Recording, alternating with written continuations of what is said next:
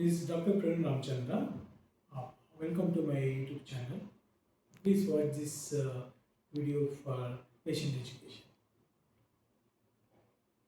Cut, cut. అందరికీ నమస్కారం. ఈరోజు మనం హైపోథైరాయిడిజం గురించి వివరంగా తెలుసుకుందాం. అంటే దాన్ని ఎలా అర్థం చేసుకోవాలి, దాంతో ఎలా ఆరోగ్యంగా జీవించాలి అనే విషయాలు చర్చిద్దాం.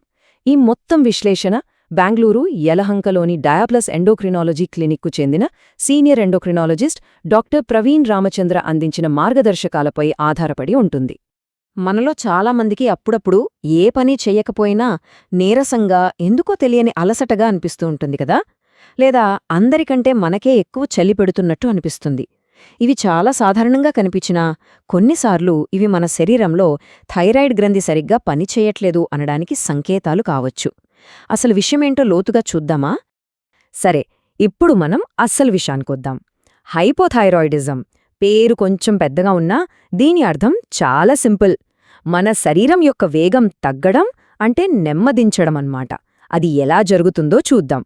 మన మెడ ముందు భాగంలో ఉండే సీతాకోకచిలుక ఆకారపు థైరాయిడ్ గ్రంథిని మన శరీరం మొత్తానికి ఒక ఇంజిన్, స్పీడ్ కంట్రోలర్ లాగా ఊహించుకోవచ్చు. హైపోథైరాయిడిజంలో ఏం జరుగుతోందంటే ఈ కంట్రోలర్ సరిపడా హార్మోన్ను ఉత్పత్తి చేయదు. ఫలితంగా మన గుండె కొట్టుకోవడం దగ్గర్నుండి మనం తిన్న ఆహారం జీర్ణమవ్వడం వరకు ప్రతీదీ స్లో అయిపోతుంది. ఇక్కడ మనం గమనించాల్సిన ఒక ముఖ్యమైన విషయమేంటంటే ఈ లక్షణాలన్నీ ఒక్కరోజులో కనిపించవు. నెమ్మదిగా, మనకు తెలియకుండానే మొదలవుతాయి. అందరికీ అన్ని లక్షణాలుండాలని కూడా లేదు. అందుకే చాలామంది వీటిని పెద్దగా పట్టించుకోరు. ఓకే, లక్షణాలు ఇలా ఉంటాయి, సరే, కానీ అసలిది ఎందుకొస్తుంది, దీని వెనకున్న కారణాలేంటో ఇప్పుడు పరిశీలిద్దాం. చాలా వరకు కేసుల్లో దీనికి అతిపెద్ద కారణం హాషిమోటోస్ థైరాయిడైటిస్. వినడానికి పేరు వింతగా ఉన్నా విషయం సింపుల్.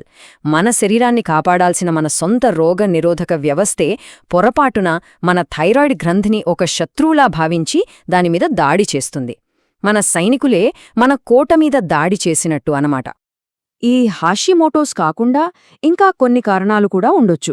ఉదాహరణకి గతంలో థైరాయిడ్ సర్జరీ జరగటం, కొన్ని రకాల మందులు వాడటం, లేదా గర్భం దాల్చిన తర్వాతొచ్చే కొన్ని తాత్కాలిక మార్పులు కూడా దీనికి కారణం కావచ్చు. ఒకప్పుడు అయోడిన్ లోపం పెద్ద సమస్యగా ఉండేది, కాని ఇప్పుడది చాలా అరుదు. ఇన్ని లక్షణాలు, ఇన్ని కారణాలు విని కంగారుపడాల్సిన పని అస్సల్లేదు. ఎందుకంటే దీన్ని కనిపెట్టడం చాలా చాలా తేలిక. అదెలాగో ఇప్పుడు చూద్దాం. ఒక్క సింపుల్ బ్లడ్ టెస్ట్తో మొత్తం విషయం తెలిసిపోతుంది.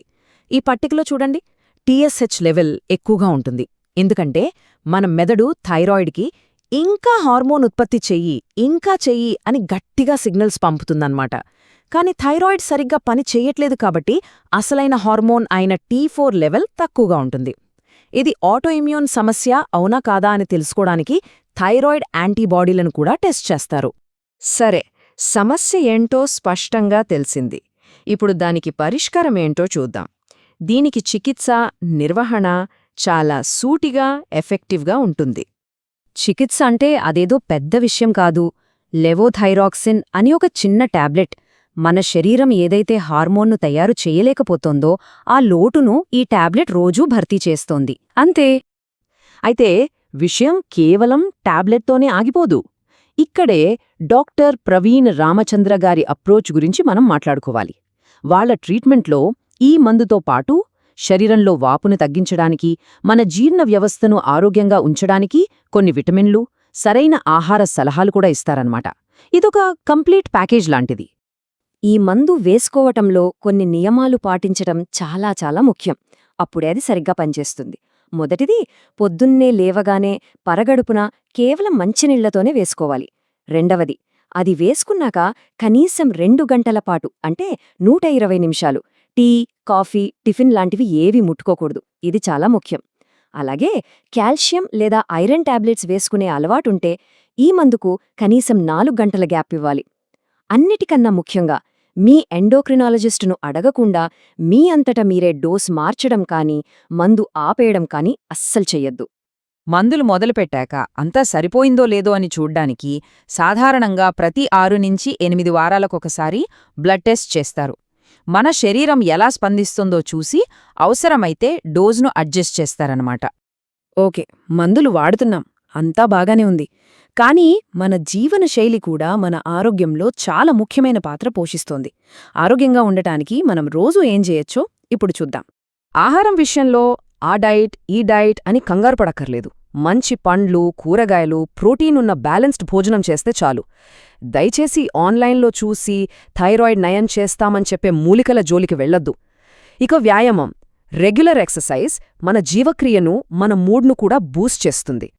మీ డాక్టర్తో టచ్లో ఉండటం చాలా అవసరం. ముఖ్యంగా మందులు వాడుతున్నా కూడా మరీ నీరసంగా అనిపించినా లేదా ఉన్నట్టుండి గుండె దడగా, వణుకుగా అనిపించినా వెంటనే డాక్టర్కి చెప్పాలి. డోస్ ఎక్కువైతే అలా జరగొచ్చు.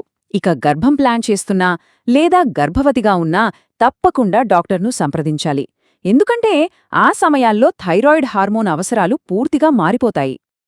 కాబట్టి చివరగా మనం గుర్తుంచుకోవాల్సిందేంటంటే, హైపోథైరాయిడిజం అనేది ఒక కంట్రోల్ చేయదగిన కండిషన్.